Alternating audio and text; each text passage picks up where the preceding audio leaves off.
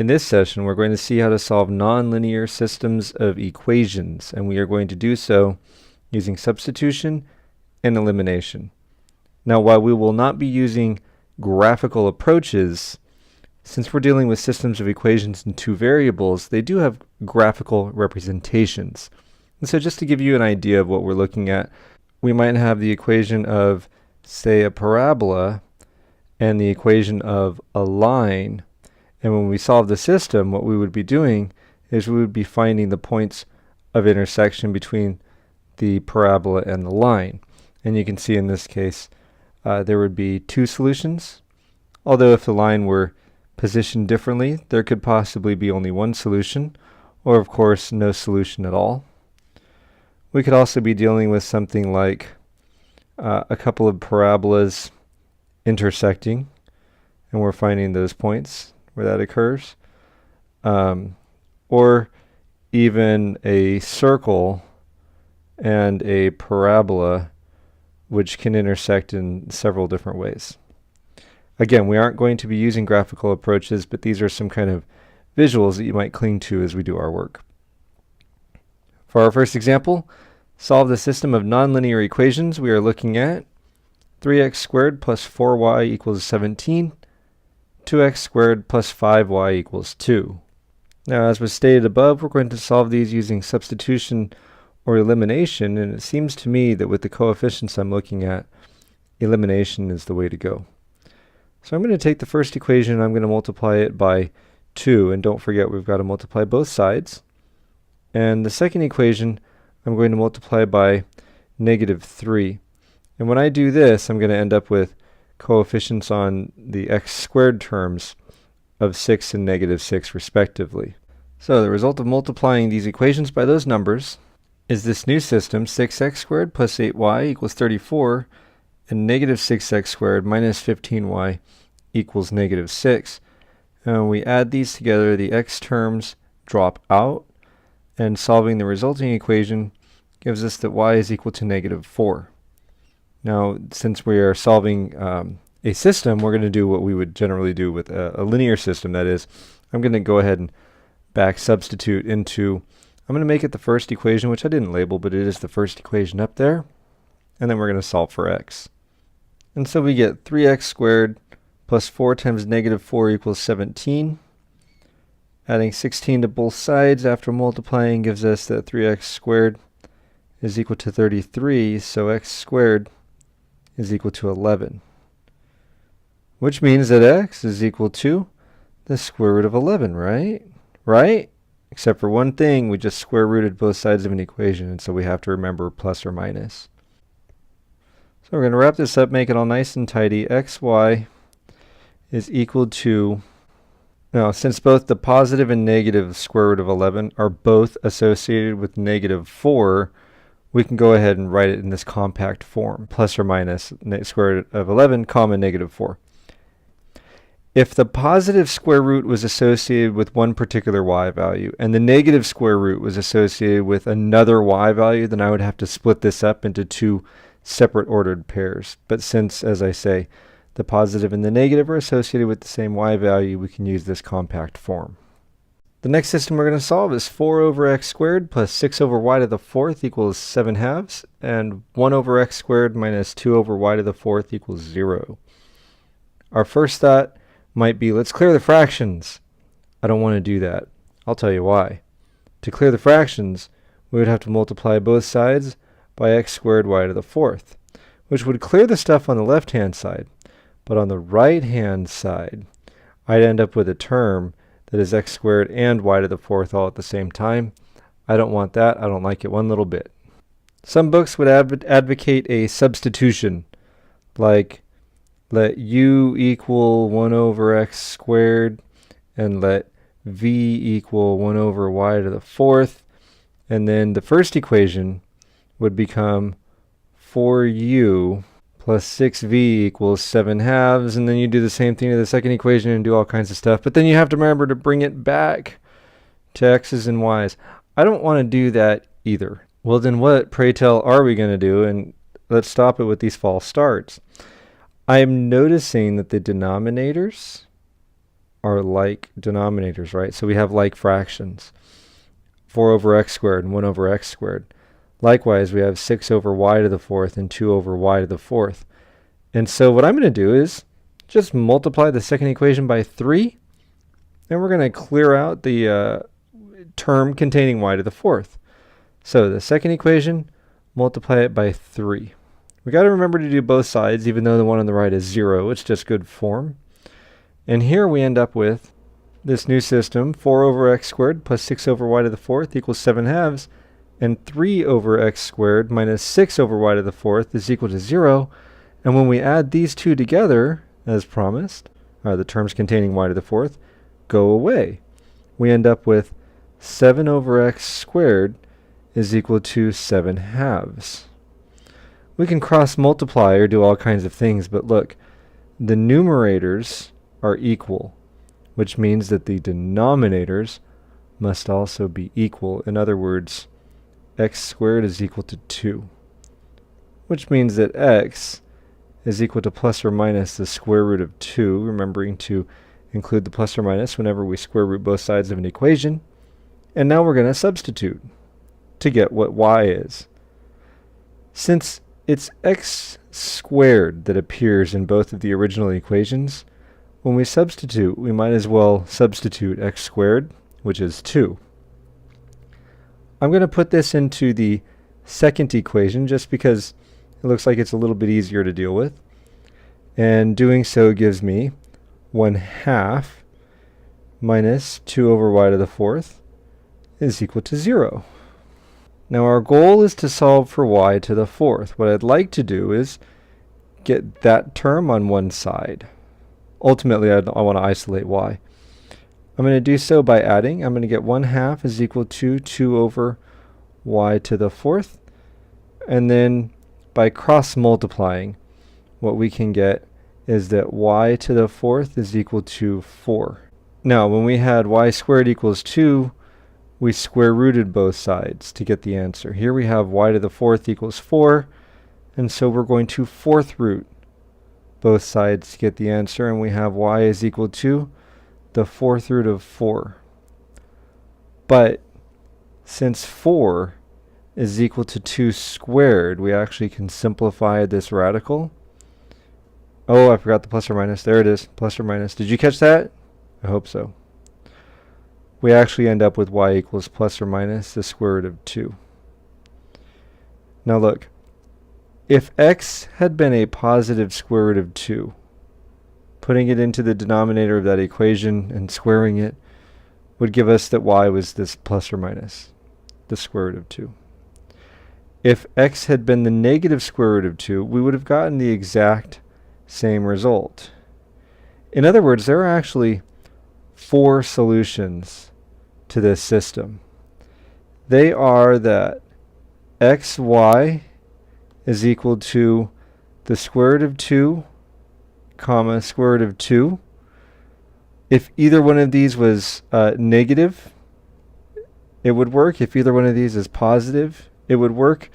We end up with plus or minus square root of 2, plus or minus square root of 2 as our ordered pairs. And the reason that this is actually 4 solutions is because the positive square root of 2 and the positive square root of 2 comprise one solution.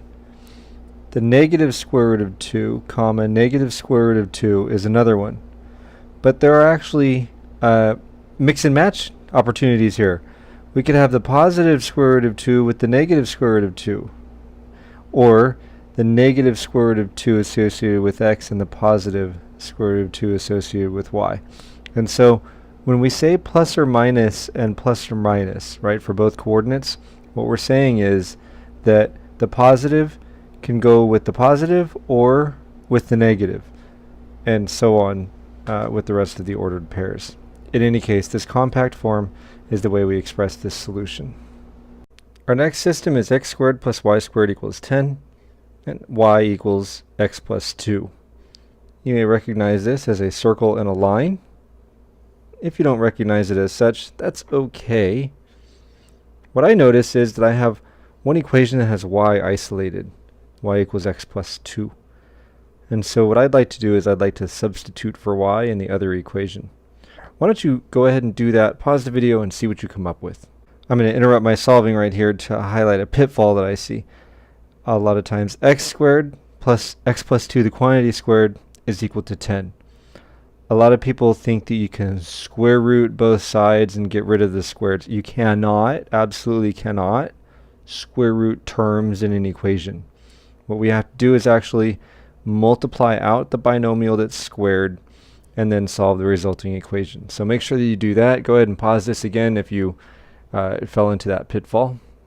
So after foiling out the binomial, collecting like terms, and dividing by 2, I ultimately end up with an equation: x squared plus 2x minus 3 is equal to 0, which I'm going to bring over here and solve by factoring. This is going to give me x plus 3 times x minus 1 is equal to 0, and so x is equal to negative 3 or positive 1. Okay, so let's see what we have. What we have is two x values. We have a negative 3 and a positive 1, and what we need to know is what y value is associated with each of these x's. Now if we put these into equation 1, then we're going to end up with, for negative 3, y equals 1 or negative 1. For 1, we're going to end up with y equals 3 or negative 3. Here's the deal though. Not all of these points are on the line. So while these are all solutions to the equation that we get by substituting values into the equation of the circle, not all of them are relevant to the system of equations that we're talking about. The short version of this story is, once you have values, either x or y, I don't care, and your system has one equation that's a straight line, plug the numbers into that one, because then you're guaranteed that the points that you get are on the line, which is a requirement for this stuff to work right. So if x is negative 3, I see that y is negative 1. You can find that out by plugging negative 3 into x plus 2, right? And if x is 1, y is 3. So these I got from putting the x values into the equation of the line. Ultimately, we're going to write this down as xy is equal to negative 3, negative 1, comma, 1, 3. I don't get to put a plus or minus or anything like that, mostly because we don't have plus or minus 3 in the game, but also because negative 3 is associated with negative 1, and I need you to indicate that to me as an ordered pair. Likewise, the 1 and the 3. Next, we have a nonlinear system.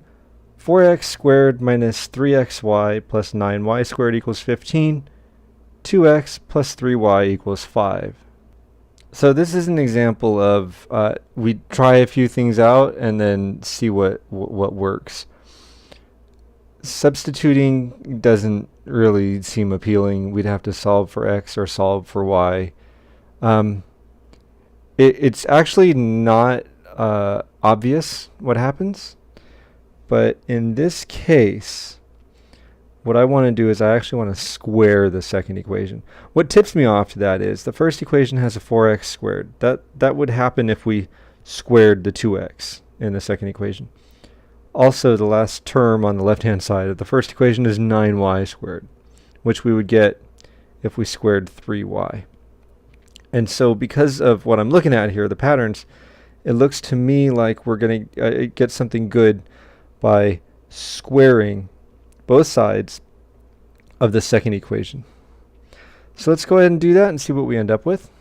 And now I have the system 4x squared minus 3xy plus 9y squared equals 15, and then 4x squared plus 12xy plus 9y squared equals 25.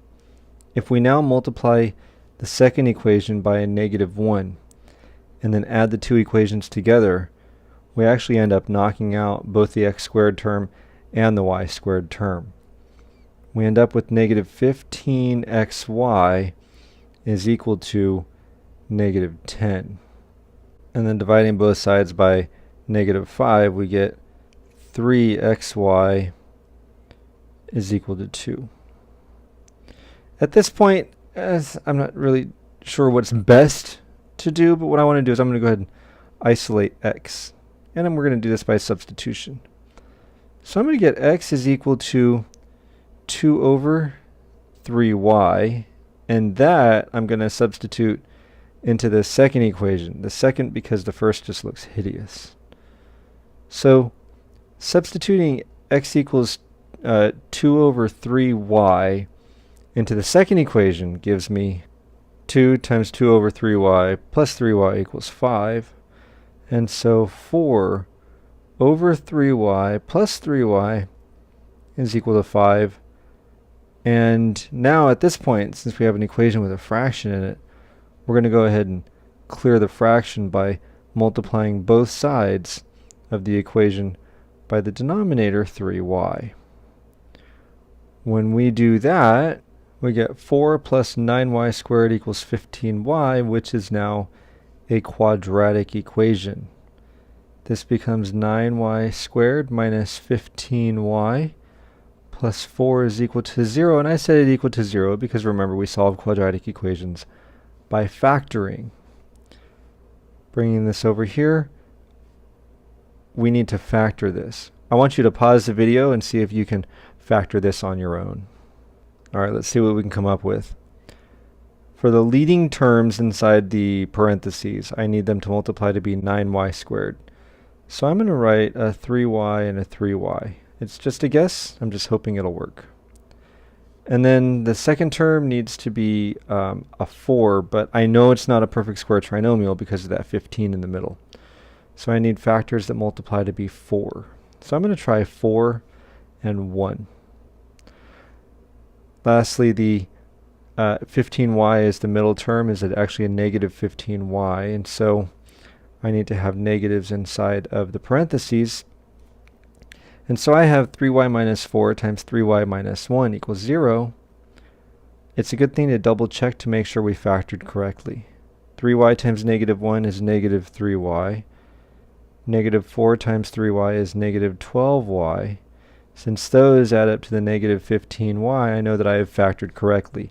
Folks, please don't leave out that step of checking that your factorization is correct. It would suck to get through all of the hard parts of this and then screw up something that you learned 2-3 classes ago, right? Okay. Now I have that y equals 4/3 or 1/3, and we're in the same place that we were a minute ago. I'm going to write down XY table here. 4/3 and 1/3 are values that we have for y. We want to substitute these into one of the original equations. As said before, if there's one that's linear, I just highly recommend that you use that one because you're guaranteed the answer is correct, provided you haven't messed up. So the equation we're looking at is 2x plus 3y is equal to 5. And when we put 4/3 and 1/3 in place of y respectively, and then solve for x, we get corresponding x values of 1/2 and 2. And as usual, you should tidy this up. Give me ordered pairs. If you don't, you just won't get full credit. I know, sucks for you. xy is equal to, since 1/2 was associated with 4/3, I'm writing that as one ordered pair, 1/2 comma 4/3. And then 2 comma 1/3 is the other ordered pair. And those are the two solutions to this system. To check your solutions, and you are encouraged to check your solutions, you would put the ordered pairs 1/2, 4/3 into both of the original equations, and then 2 1/3 again into both of the original equations. Make sure that you get true statements all around. I know you don't want to do it, but it will help you with your arithmetic skills. And the better off your arithmetic skills are, the better your algebra skills are. It's up to you. What kind of student do you want to be? Last, but certainly not least, we have solved the nonlinear system of equations. X plus log base 16 of y plus 1 is equal to 1/2, and x plus log base 16 of y is equal to 1/4. At first we look at this and we say this is terrible. It's actually not so bad. What we can do is we can substitute, believe it or not. So I want you to take the first equation and solve for x, and then substitute into x for the second equation, and see what you can do with this. I get 1/2 minus log base 16 of y plus 1 plus log base 16 of y is equal to 1/4. This doesn't look promising. No, it's not so bad. What we're going to do is we're going to get the logs by themselves on one side of the equation. So we're going to subtract 1/2 from both sides. And when we do this, it's important to note that the log base 16 of y plus 1 had a negative in front of it. It keeps that negative, right? We don't lose that. We have negative log base 16 of y plus 1 plus log base 16 of y is equal to negative 1/4. I don't like this so much. What I'm going to do is I'm actually going to multiply both sides of this equation by a -1 to get rid of the negative on the right hand side. And then we have a difference of logs, right? Log base 16 of y plus 1 minus log base 16 of y is equal to 1/4. A difference of logs means that we have a quotient, right? So applying properties of logarithms, I know, you thought you'd never see them again, haha. Log base 16 of y plus 1 over y is equal to 1/4. And now how do we solve this logarithmic equation? What's the base? 16. The exponent is 1/4. I'm going to write that as the fourth root just because it makes more sense. Y plus 1 over y on the other side of that. In other words, we have 2 is equal to y plus 1 over y, which we can clear the fractions of. Say 2y is equal to y plus 1. And subtracting y from both sides, we get that y is equal to 1. Now we back substitute to find x. Now if we scroll up here, remember we had an expression for x. It was 1/2 minus log base 16 of y plus 1. So substituting there, we get x equals 1/2 minus log base 16 of 1 plus 1. So now we have to ask ourselves, what is log base 16 of 2? And it may not be obvious, but the answer is going to be 1/4. Because remember, 16 to the 1/4 is equal to 2, right? The fourth root of 16. And since 1/4 is the exponent, and a logarithm is an exponent, we have that x is equal to 1/2 minus 1/4. And so x is equal to 1/4. Put that together with the y that we had, make it all nice and tidy. Xy is equal to 1/4, 1. So, solving systems of nonlinear equations, substitution, elimination. We squared an equation at one point. It's just kind of a matter of see what the easiest way through the forest is.